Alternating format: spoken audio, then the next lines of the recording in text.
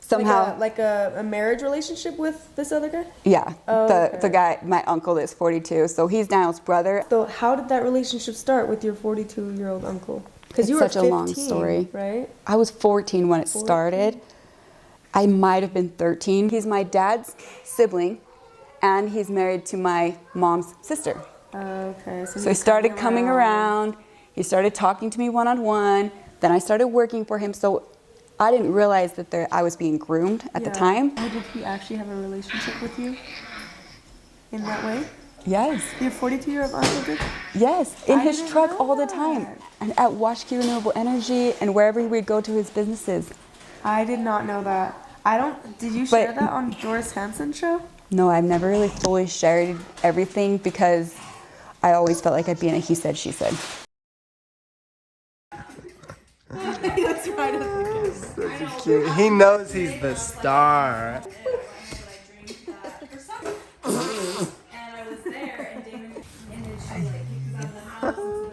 I'm trying really hard to, because I know Jessica's story too, and I'm trying really hard to make sure that we're explaining it not in order language, but in language that outsiders are going to understand too.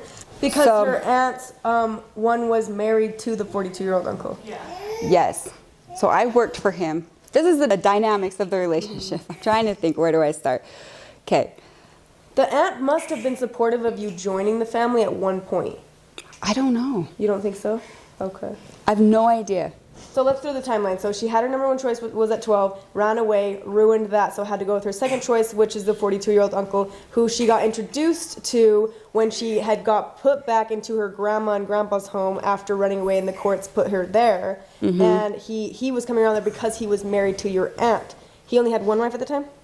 Two. He had two wives. Both of you were your My aunts? aunt was the second. Your aunt was the second, okay. And the first one, so no, she's not.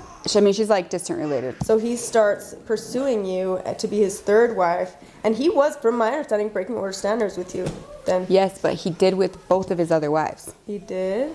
Yes, and I knew he did because he told me he did. Wow. And that's how the relationships start, and he said that that's even what my dad did, and that's what everybody in the order did, and that they all used to date, and that Paul's the one who took away the dating because he got upset when he married some girls and was upset that other guys had dated his wives. So it was like a possession thing? It was like a property thing? Right. Wow. So that's probably why the wives were jealous of you, because they knew what he was doing with you, even though you were a child. Right, because he did it with them. Mm-hmm. I worked for him. He started having me babysit for him, babysitting his kids for both wives. He would drive me home after the babysitting, so I was in his truck a lot. I was in his truck when I worked for him. He would drive places. He did the security, so when he would get an alarm call, he would call me and then come pick me up from my house because I didn't live that far from him. And then I would go with him out to the calls. He set up this phone account that I was supposed to call in every morning and every night, and I had to report like what I did for the day, and he would listen to these voicemails, and then we would when we talk to each other, then he would connect with me at that point, and talk about it. So he was very much he was involved like, in your life. in a way, yes, and I didn't realize how much he was like kind of getting that control over me and my whole like everyday life, and I was constantly reporting where I was. He was giving me permission to do things. He's actually the one who gave me permission to get my ears pierced. Like, He was giving me a lot of freedom. And like when my mom said I was hard to love, and I can confide in him and tell him that. Yeah. So like he was a very supportive, emotionally supportive person. And so I thought that I was in a safe place. I found someone who was like, okay, sure, he's old, but the good news is he's gonna die, and I'll eventually get to be on my own. You thought that? Wow. Then you'll be free again. His other kids were cute, so then I would have cute kids. Yeah. He wouldn't hurt my kids. And I was getting freedom. So it was and we were talking, and I wanted to go back to school, and he was going to let me go to school. I wanted to go to college. He was going to let me go to college. It was like the lesser of the toxic situation, like the best option in the toxic situation. So how long did the span of that relationship last, would you say? It was still happening while I was in foster care for a minute. Wow. Okay, so let's talk about that. So you got permission to get your ears pierced. You went and got your ears pierced with Andrea, right? Mm-hmm. And that's when the whole foster care fiasco happened. And I always think it's so funny that your mom's... So we all have fake last names. Grant is my fake last name. Her fake last name in the order was Foster. And they wound up in the foster system. Right. We always made jokes about that. I went in the foster care system a lot. I went in when I was 8 years old from November until March. And then I went in again when I was 13 for a month, November. Wow. And then again when I was 15 and aged out of foster care. Wow. So the first time was when you pierced your ears and then Daniel beat you guys? Or was No, it? the first time when I was 8 years old. Oh, wait, what? I was 8 years old in foster care. Why didn't I know about that? Daniel was on a date with my mom and a couple of his other wives. And That just sounds so I don't know if it weird. was a date or what they were doing. It was a hangout of sorts. It was a group hangout. I don't know. And Sounds gross. one of his kids or somebody was watching us. And I don't remember, but our house was a disaster. It was a messy order house. Mm-hmm. And the girl was hitting my brother, and that upset me. And at this point, I learned about 911 in public school. And so I called 911, and I didn't know or dare what to say. So I just called them, and I kept hanging up, calling and hanging up. And eventually they came to the house. And so when they came to the house, we were there, left. It was like 5 kids or 6 kids left with like a 10-year-old or something like that. And then the house was a disaster. They said it was unlivable and squalor and like dried, rotten food and just like gross, dirty diapers So everywhere. did all those kids go into foster care? All of us. Wow. 3 kids in one home and 3 in another home. For how long? Well, actually, so they put us in foster care almost immediately. They put us in kinship placement at my grandparents' house, and then Daniel came and kidnapped us, and we went into hiding. And we were living into another mom's house in her basement, and we were in hiding. We weren't allowed to go to school. We weren't allowed to leave. We couldn't even go to church. We were in hiding. Wow. We could never leave the house. The only time we left the house was literally Halloween. We were wearing masks, and so we left the house. How long and were you in hiding? I don't know how long it was. It felt like forever. And we were doing homeschool, and our whole family was in one bedroom in this other lady's house. And this is also where I saw my mom get a lot of abuse happen to her because of this other mom. And so the things she would say, and I would hear her saying things, and I would tell her kids, like, she's lying about my mom. And they're like, yeah, she does that about a lot of moms. And so this is when I really started catching on that this mom was a real big instigator with lying about other moms to make Dial hurt them, to just keep herself on top, I think. And then Dial moved us up to Washakie. We were at Washakie, and eventually he said we could go back to school because we were in a different county. He thought they wouldn't find us, and then they showed up at our school, and they brought me, I think I was in 2nd grade or 3rd grade. I was in 3rd grade. And they brought me to the office and was like, who's your dad? And I was like, Michael Foster. And they're Because like, that's your legal dad on your birth certificate? They're Michael like, Foster. that's not your dad. Who's your dad? I'm like, Michael Foster. I have no idea what you're talking about. Like, I was like this most amazing liar and was like acting like the guy was crazy. Like, no, we know your dad is down in Kingston. I have no idea what you're talking about. Who's that? Right. And so then they eventually from there was like, well, we're going to bring you to our office, and we're going to, your mom's going to come get you from there. So then me and my brother and my sister, the 3 oldest who were in school, got in this guy's car to go to his office, the DCFS guy's car, and we were at the office, and then he kept asking us, and we would never answer him. And then at the end of the day, it got dark, and then he just like took us to, he's like, well, your mom, it looks like you guys are going to come into state's custody, and your mom's not coming. And I was like, what, she's not coming to get us? What's like, I was so confused. And then we went into a group home, and we were in a group home with a bunch of other kids, and we were so confused trying to figure out what was going on, why we were there. And then we found out our other siblings were taken and they were in a different home. And we didn't understand it. But we were gone for Christmas. We went in November because it was after Halloween, and it was in November. And then we didn't come home until the day before my aunt's wedding, which was March 23rd. Wow. We came home just in time for her wedding. But So that was the first foster care experience. And then the last one was the final one.